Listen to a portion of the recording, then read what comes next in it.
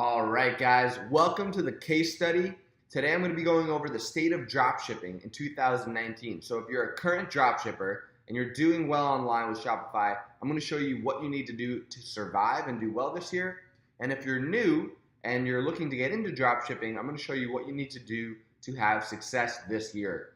So I'm also going to be going over why I abandoned my Shopify cash cow, which was the second fastest growing store of 2017. And I'm going to be going over, more importantly, what's working for me and my team now and what's continuing to crush over and over for us. Traditional dropshipping is just not working the way it used to. In 2016, it was really easy to make money on the front end with the general store. 2017, it was pretty easy too. In 2018, things started to change a little bit.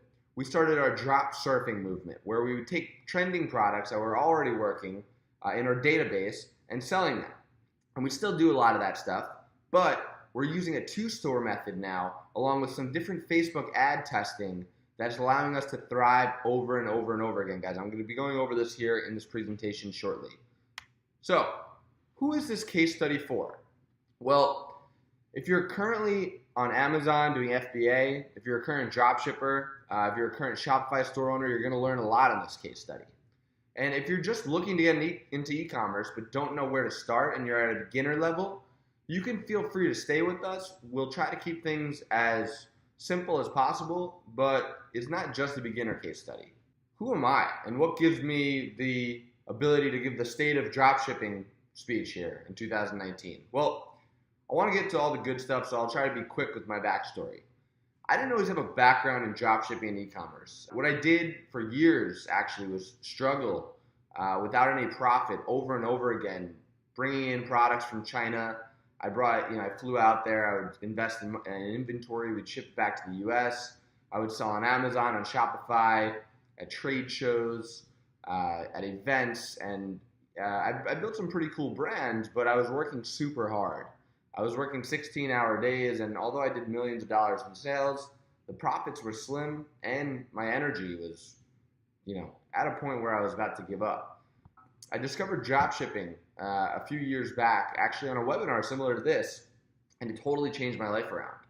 I was able to sell the products that I was importing, but instead of actually spending money, sending it to China, waiting 90 days for it to get here, bringing it to a warehouse, shipping it out, trying to, all the additional hidden expenses, I would just find products and sell them on Shopify. And that's when I built the second fastest growing store of 2017 using this method. So from there, my store went from $0 to $2 million in 60 days, and we broke about $5 million in our first year. And I got a bunch of press, a bunch of notoriety. People started reaching out to me, and my DMs started flooding. And actually what was the best part about it was that so many people were reaching out for help that I started providing some education to people who wanted to learn. And since then, we now have thousands of people in our community that are learning and getting better at that. And to me, that's the most fulfilling thing that I have going, is being able to help other people now.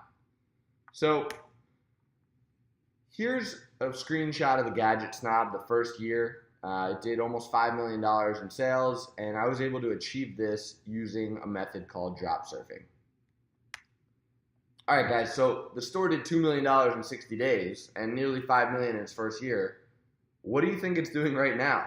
Well, clearly it's doing nothing. What do you think happened to it?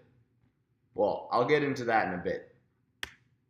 We're going to be going over the current state of the market and why the e-commerce is booming is a myth. We're going to be going over suppliers, and I'll share a story about my abusive relationship with AliExpress and Oberlo, and how I overcame that and how we're doing well now. I'm going to be showing you a store evolution. So what used to work with building stores last year doesn't work now. I'm going to show you what we're doing now. I'm going to also be showing you our Facebook ad strategy, guys, and this is something that we haven't shared yet. This is a brand new ad strategy. Personally, I invest $75,000 a year flying around the world, going to masterminds, and learning from some of the best people in the world. So the ad strategy we're using is not only constructed from our team, but it's constructed from some of the best people in the world.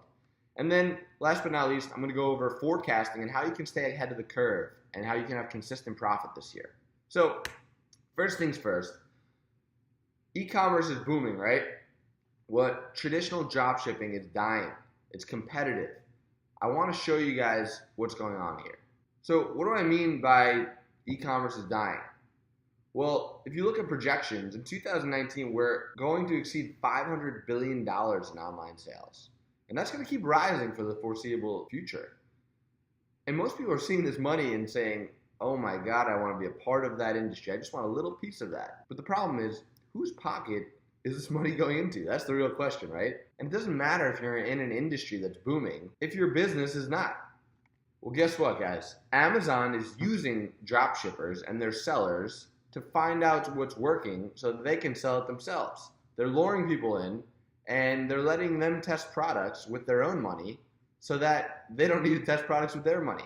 So they'll know what to sell. They know everything about what you're selling, right? If you're selling a product on Amazon, they know what it costs you. They know where it's shipping from because you're getting it shipped to their warehouses, and they know exactly how much it's selling. So they're letting hundreds of thousands of people test products for them. And then what works, they actually go in, make their own product of, and then of course it's their platform, so it outperforms the products that people were selling. So they're letting people do the testing for them. And it's getting pretty crazy. Now they're making all their own products, even their own movies. But guys, the bottom line is that most dropshippers and Amazon sellers will be out of business in 2 years. It's a sad fact, but the good news is that you could stay in business if you stay on top of what's working. So the only way to compete with Amazon is to have a quality product, provide amazing customer support, and fish in different ponds that Amazon doesn't compete in. That means get traffic from different sources. Amazon's a monster, but they're not everywhere. And there's ways to make a lot of money being in different ponds. And oftentimes, these are the 3 hardest things for dropshippers to do. So I'm going to go over my love-hate relationship with AliExpress and Oberlo. If you're wondering why the Gadget Snob is no longer active, well, I'm going to tell you a little story. My store went from 0 to $2 million in 60 days, which is pretty crazy growth. That means when the first few days we were doing about $1,000 or $2,000 a day in sales, and it was amazing. And I started scaling and using these duplication methods that I use, and I got the store up to doing about $50,000 a day in sales, meaning we were doing about 2,000 orders a day. And it was all great. I was sending a bunch of money to China. They were sending us tracking numbers. We were fulfilling the orders, and it was a great machine until about 2 months later. I was on a trip in Thailand, and I was having a great time. I was about to fly back to the US in 2 days. And one of our virtual assistants reached out to me and said, hey, Jared, about 50 tracking numbers aren't working.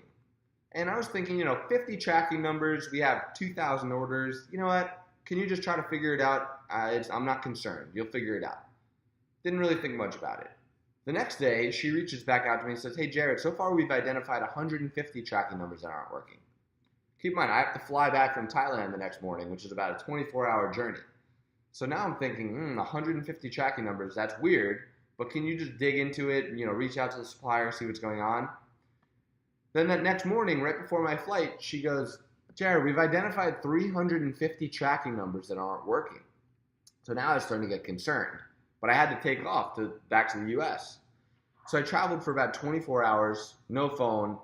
I get back to the US, I have a lot on my mind, but the first thing I think of is what's going on with these tracking numbers. So I reach out to the VA right when I land, and she says, hey, Jared, there's so far about 1,000 tracking numbers that aren't working.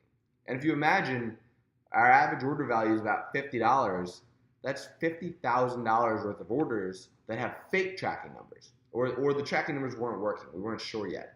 But that means that customers were getting tracking numbers that weren't working. So at this point, I'm starting to get really concerned. And I reached out to Oberlo, and we got to the bottom of it, and we found out that supplier was scamming us. They shipped out, they claimed to have shipped out 7,000 orders, and they gave us fake tracking numbers and never shipped out the product. So I had to then go and refund all these people their money. I lost the money on the ads, and I lost the money on the products. Now, as anyone who's been through difficult times, that wasn't the end of my business.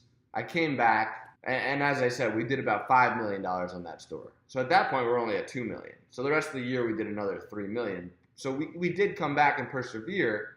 But what happened was, with all those fake tracking numbers, we got so many complaints, and it started killing us. I mean, you can see here with the negative reviews on the Better Business Bureau, people don't like our business.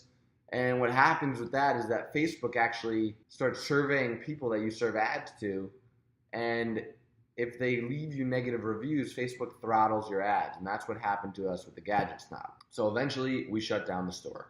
So you need to have quality products, and AliExpress has turned into a Craigslist. You know, there's still a lot of great legit suppliers, but there's a whole lot of scammers and wannabe suppliers out there. So are all suppliers listing a wholesale price? Absolutely not. Sometimes you'll go on AliExpress and you'll find the same product cheaper on Amazon. Are you always buying direct from the factory? Actually, you're probably never buying direct from the factory. There's trading companies who deal with middlemen, who deal with trading companies who put it on AliExpress. So your prices are inflated. Is the product always high quality? No, just simply not. These companies are trying to cut corners and save money, so they're shipping out whatever they have to ship out. And will there be inventory or shipping issues? Pretty often you're going to have shipping issues and you're going to run out of inventory. So just like buying on Craigslist, you need to be able to quickly determine who's legit and who is a straight scammer on AliExpress. I'm sure you guys have seen, and if you haven't, we have a platform here called ehproductfinder.com. And now there's about 1,178 products on here. They're products that are trending from all around the internet. That means that these are hot products that other people are selling, right? And let's go ahead and click on one. Not only do we give you the product cost and the selling price and your profit margin, but we're also giving you links to suppliers. So when you click on a link here, we're sending you to a vetted supplier on AliExpress so you know how to not be scammed. Let's go on another product here. Let's say this plate tray drying rack. Product costs $2. You can sell it for $15. You make a profit margin of $12. And not only that, but we have a video here for you.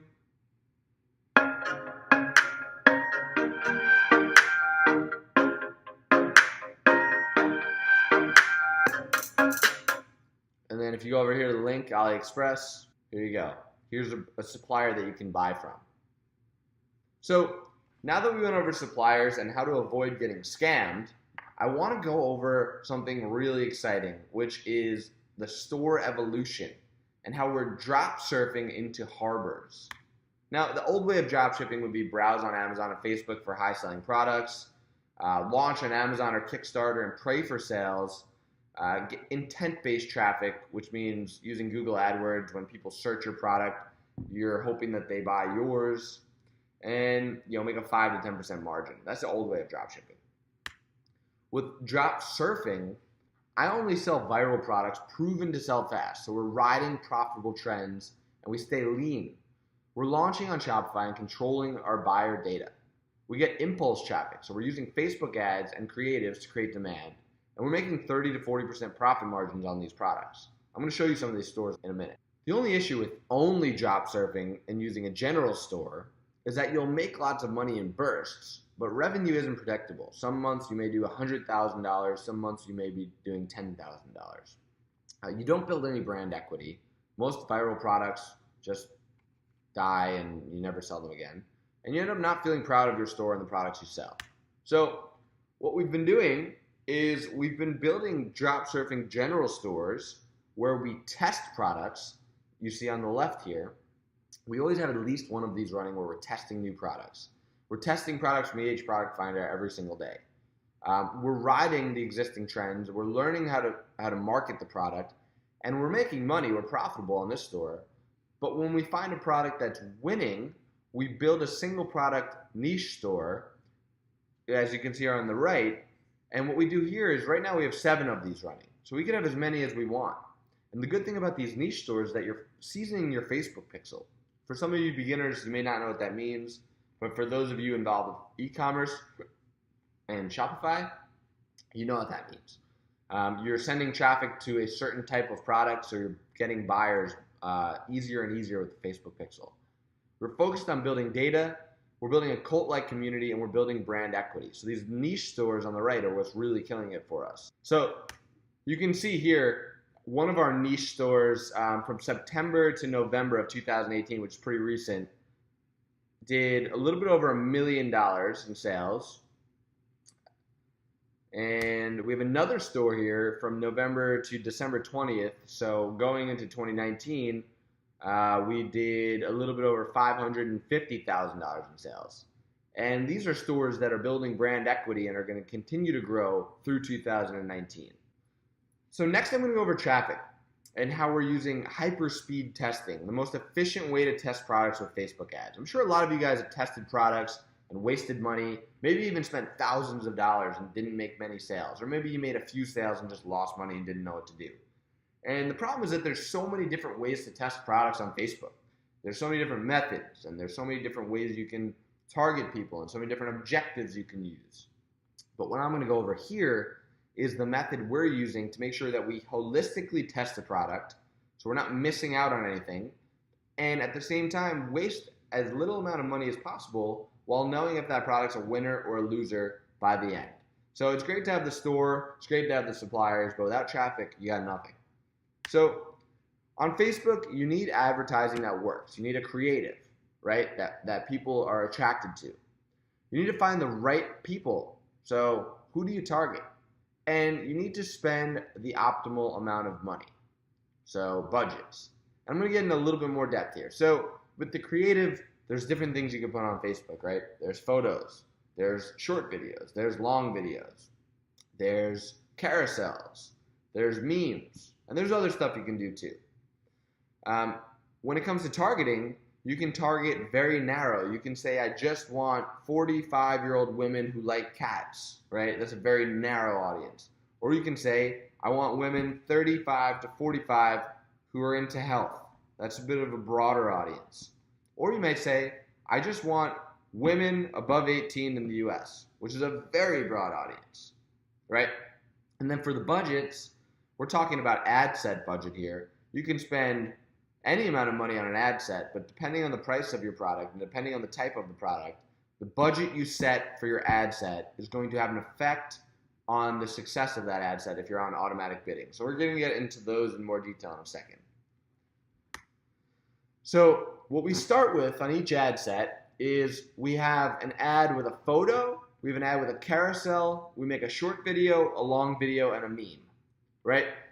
So if we're selling a phone case, we have a photo of that phone case, we have a carousel ad of that phone case, we have a quick 15-second video of that phone case, we have a long 1-minute video of that phone case, and then we have a meme of that phone case.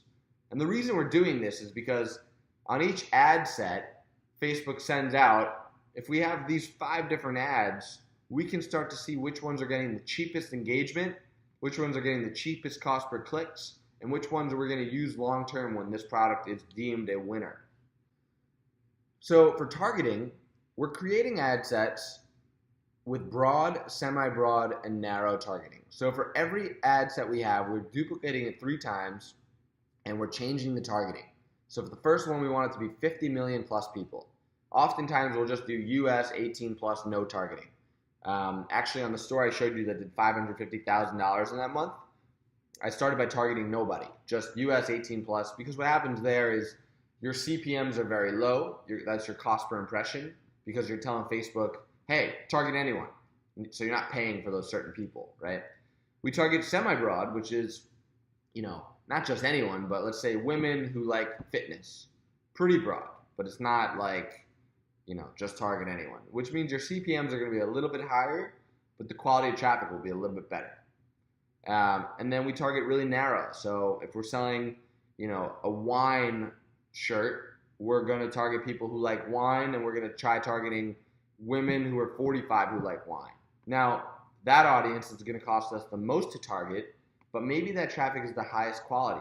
And when I say maybe all these times, I say that because we don't know what's the best, which is why we're testing all of these things.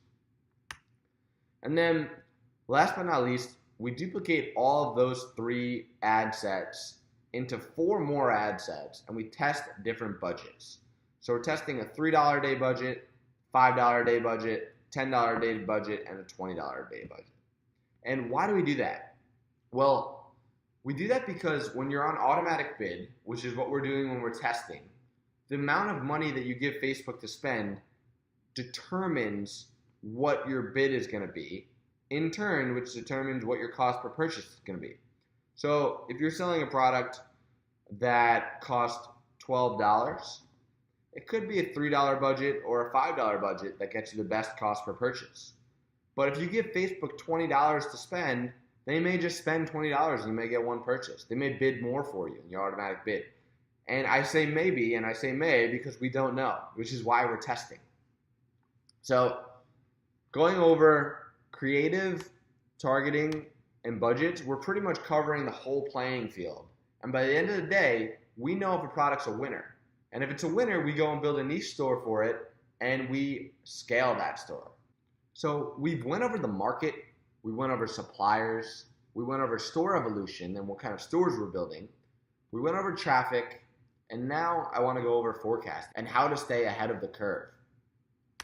A few months back, I had the pleasure of meeting Michael Jordan and going to his house. Crazy story. I'm not going to get into detail now, but I definitely wanted to take advantage of being there and learn from him. So I had the second fastest growing Shopify store of 2017, and I'd done over $5 million in sales, but I was struggling, and haters were everywhere. Everyone wanted to see me fail. Not because they didn't like me, maybe some of them didn't, but because they wanted to prove to themselves that by them not doing what I was doing, it was the right decision. And self-doubt never goes away. MJ explained to me how people said he would never repeat after Title I. He said people said it was a fluke. And then 6 titles later, what happened? But he knew he couldn't do it alone. He worked with trainer Tim Glover to consistently get better. Student of the game. He picked the brains of those before him, Larry Bird, Magic Johnson, etc. I know it's not as cool as the NBA championships, but I'm proud to say I've launched 5 more profitable stores after the Gadget Snob, and I'm not a one-hit wonder. And I want to go down as Hall of Fame level. So how do you do it? Well, your income will be the average of the 5 people you spend the most time with. And as I said before, I spend about $75,000 a year trying to get ahead of the curve, paying for mentorship, going around the world, and learning what's working best. And that's the only way to be the best, is by learning from the best. I don't care what anyone says. That is the only way. So the bottom line, guys, the future belongs to e-commerce store owners and dropshippers who can adapt and who are consistently looking to improve and change and stay ahead of the competition.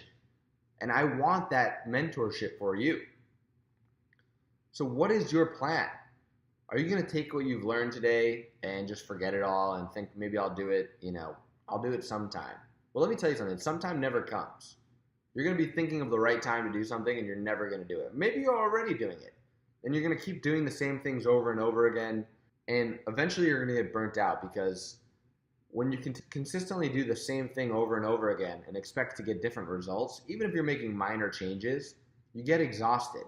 And I don't want that for you. I don't want your business to fall apart and you to fail and give up and try something else. What I want for you is to build a business that makes the money that you want and actually changes lives. And it gives you a reason to get out of bed in the morning and do awesome stuff and feel really good. So here's what I have for you. My team and I have set aside some time here in the next 48 hours to speak to you personally. You can get on the phone with someone from my team, and we could talk to you about how to apply these things to your business, and we could change your business and turn things around. Whether it's finding the right products for your store or driving traffic, we've seen it all, guys. This is not new to us. So whatever your biggest challenges are, we're here to help you with. And on this session, we'll actually work with you to craft a step-by-step game plan on how to launch your store and hit your income goals for the year. Now, this will literally cost nothing. You can schedule a call today for free. And who's this for? It's pretty much for anyone who's committed and anyone who can allocate at least 4 hours a week to building an e-commerce business. It's for someone who listens to instructions and is coachable. If you're not coachable and you're stuck in your ways, don't bother. But if you're coachable and you're willing to take immediate action, this is for you. I have a system that works. And if you're a know-it-all type of person, that's not going to work for us. But you must hold yourself to the highest standards of integrity. If that's you guys, if you're able to do all these things, then I am encouraging you to schedule a call now. And why am I doing this? Well, because Over the last few years, we've grown a community of people in the e-commerce space, and it's become more than just a hobby. It's become a passion. Our community has grown to thousands of people. People that are in our program, it's limited, but people that are in our community and our email list and our Facebook groups, it's growing and growing and growing, and we love giving back and helping entrepreneurs. Plus, we know that you may want our help, and if so, we can discuss it and see if it's a good fit. If it's not...